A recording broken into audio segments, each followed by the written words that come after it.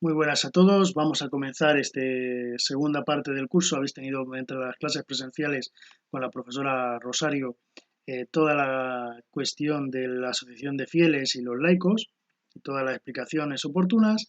Y ahora vamos a pasar a hablar de la función de enseñar y función de santificar. Os digo que esta parte, pues dadas las circunstancias, la vamos a ir haciendo de dos maneras. Yo os doy el material y os lo explico en breves vídeos, pues parte de ese material.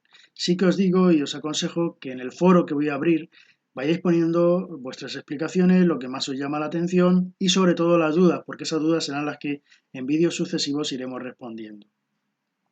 Vamos a comenzar, por lo tanto, con el capítulo 8, la función de enseñar en la Iglesia, que con el canon 747 nos dice de una manera especial que esa es una función que tiene la Iglesia porque se la ha dado Dios desde el principio. Todos los fieles estamos obligados a anunciar el Evangelio y la Iglesia puede usar los medios que quiera, incluidos los medios de comunicación social, que creo que es importante que empiece y que renueve ese uso que siempre los ha tenido, que ha perdido, desde mi punto de vista, esa fuerza y que, gracias a Dios, pues tiene muy buenos profesionales y esos profesionales están cumpliendo una labor importante. Este canon, por lo tanto, nos habla de esta finalidad que tiene la Iglesia de evangelizar y de cómo en ella no se evangeliza de cualquier cosa, sino nos habla del depósito de la fe, nos habla de esa fe que es la que debemos anunciar y se hace pues desde la doctrina, la vida, el culto litúrgico de la Iglesia, siempre desde la guía del Espíritu Santo, porque no podemos olvidar que no somos una mera asociación más de fieles, una mera asociación más de personas de la calle, sino que somos de un modo especial Iglesia de Cristo redimida por Él.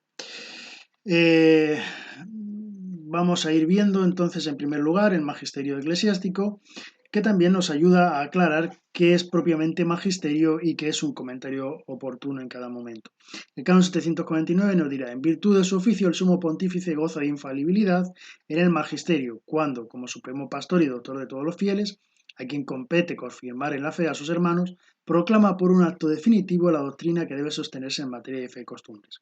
También tiene infalibilidad en el magisterio del Colegio de los Obispos, cuando los obispos ejercen tal magisterio reunidos en concilio ecuménico, quienes como doctores y jueces de la fe y de las costumbres declaran para toda la Iglesia que ha de sostenerse como definitiva una doctrina sobre la fe o las costumbres, o cuando, dispersos por el mundo, pero manteniendo el vínculo de comunión entre sí con el sucesor de Pedro, enseñando de modo auténtico junto con el mismo romano pontífice las materias de fe y de costumbres, concuerdan en que una opinión debe sostenerse como definitiva.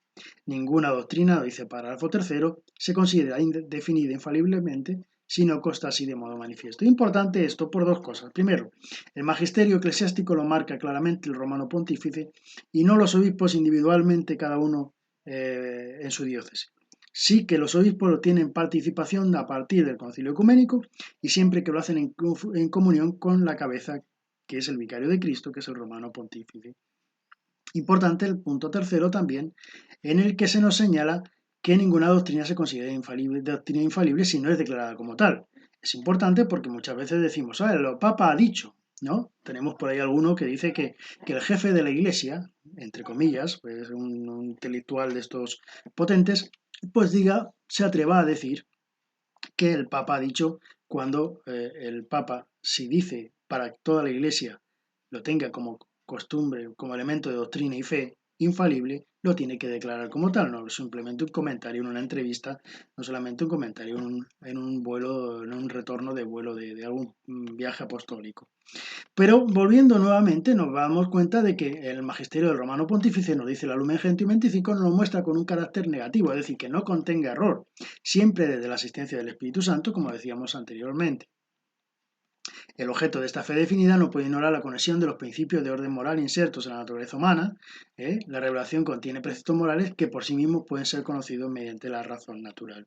Tened en cuenta que Benedicto XVI ya señalaba claramente este poder está hecho para el servicio del pueblo. Esto es importante. Y por eso es importante que lo tengamos presente. De este magisterio eclesiástico, que como digo está en el Romano Pontífice y en los obispos en comunión con el Romano Pontífice, pasamos al ministerio de la palabra divina. El ministerio de la palabra divina, que es la colaboración de presbíteros, sacerdotes y laicos en la tarea de evangelizar. Dice el canon 757, es propio de los presbíteros, como cooperadores de los obispos, anunciar el evangelio de Dios Esta obligación afecta principalmente respecto al pueblo que les ha sido confiado, a los párrocos y a aquellos otros a quienes se encomienda la cura de almas.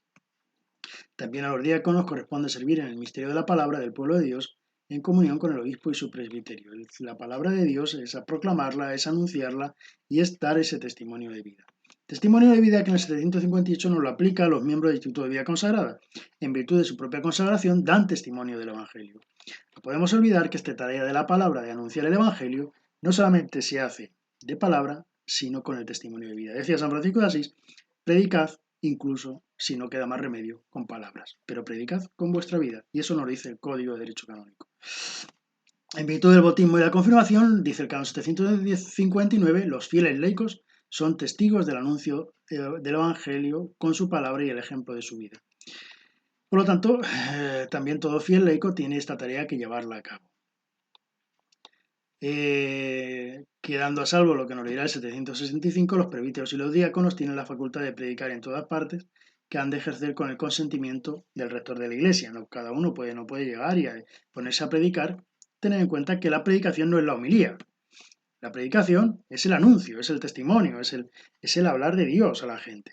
Es una charla, es una conferencia, es un anunciar a Cristo, pero no son la homilía. La homilía está dentro de la liturgia y dentro de la liturgia esa homilía solamente la pueden hacer los sacerdotes o el diácono, pero no un laico y no cualquiera que llegue. Es verdad que habrá momentos oportunos, momentos señalados, en los que se permita a alguien participar en ese tiempo de la homilía. Vamos a verlo ahora.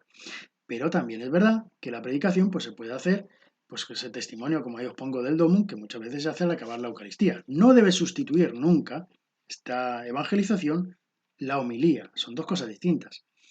Dice, entre la forma de predicación, nos dice el 767, destaca la homilía, que es parte de la liturgia. En todas las misas de los domingos y fiestas de precepto que se celebren con concurso de pueblo debe haber homilía.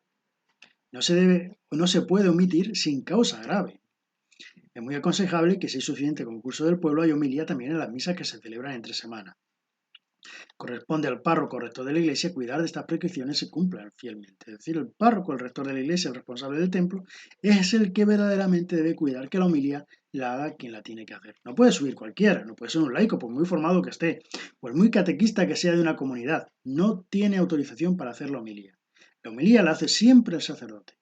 Y después puede, dependiendo de situaciones extraordinarias, dar palabra, dar paso a que los demás pues den algún testimonio, pues el día del seminario, el día de la vocación franciscana, pero siempre que la homilía la haya hecho el sacerdote. Eso no se debe olvidar porque a veces nos confundimos y hacemos que mucha gente que va a la Eucaristía pues tenga que escuchar cosas que no son la palabra de Dios, que explica, no son la homilía que explica la palabra de Dios.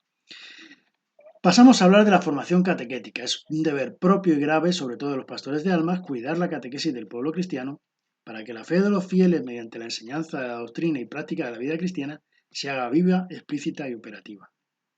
Recordar que los pastores de almas que van a salir son todos los responsables de la comunidad cristiana, no solamente el obispo, principalmente como cabeza de toda iglesia el obispo, pero después cada párroco, cada responsable de comunidad tiene que ser capaz de cuidar. Cuando digo responsable de comunidad, me refiero a comunidad eclesiástica, parroquial, no una comunidad de un grupo de fieles. Observadas las prescripciones de la sede apostólica, corresponde al obispo diocesano dictar normas sobre la catequesis. Compete a la conferencia episcopal, si se considera útil, procurar la edición de catecismos. En el seno de la conferencia episcopal puede constituirse un departamento catequético. Bien, en la conferencia episcopal española todo esto lo tenemos y normalmente los catecismos suelen estar aprobados por la conferencia episcopal, los que se ayudan, lo que se imparten en las distintas diócesis. En virtud de su oficio, el párroco debe cuidar la formación catequética de los adultos, jóvenes y niños, para lo cual empleará la colaboración de clérigos adscritos a la parroquia, de miembros de institutos de vida consagrada, de sociedad de vida apostólica, teniendo en cuenta la naturaleza de cada instituto, y si no se encuentra legítimamente impedido, no rehúsen en prestar su ayuda de buen grado los fieles laicos. Porque esta es la gran tarea de la Iglesia, el catequizar, y no solamente a los niños de cara a la primera comunión y después se nos olvida, sino que esto es una tarea a largo plazo. Niños, adolescentes y adultos. Esto nos va a llevar también, después, como veremos, cuando veamos derecho matrimonial, a una preparación al matrimonio desde las catequesis de infantil, para que sepan los diversos estados de vida que hay en la Iglesia. Y concluimos este tema con la educación católica. Los padres y quienes hacen sus veces tienen la obligación y el derecho de educar a la prole. Los padres católicos tienen también la obligación y el derecho de elegir aquellos medios o instituciones mediante los cuales, según la circunstancia de cada lugar, puedan proveer mejor la educación católica de los hijos. También tienen derecho los padres a que la sociedad civil les proporcione las ayudas que necesitan para procurar a sus hijos una educación católica. Un tema actualísimo, de máxima actualidad, porque la educación no es solamente la clase de religión, que está muy bien, sino que tiene que ser una formación integral. Cuando uno da matemáticas, cuando uno da sociales, no se puede hablar del capitalismo, no se puede hablar del socialismo, del comunismo, se tiene que formar a la persona en una economía del don, en una economía del compartir, en una economía cristiana. Y eso es lo que hay que hacer. Para eso están las sociales, para eso está el conocimiento del medio, para eso hay que cuidar la naturaleza. Todo eso no es una cuestión únicamente social, sino una cuestión de iglesia. Lo vemos en las distintas encíclicas que ha dado el Papa Francisco y que cada uno de nosotros, Papa Francisco, el Papa Benedicto XVI, el Papa Juan Pablo II, Pablo VI, todos los papas desde León XIII para acá, han trabajado de un modo importante todo este tema de la doctrina social de la Iglesia y de la formación integral de la persona.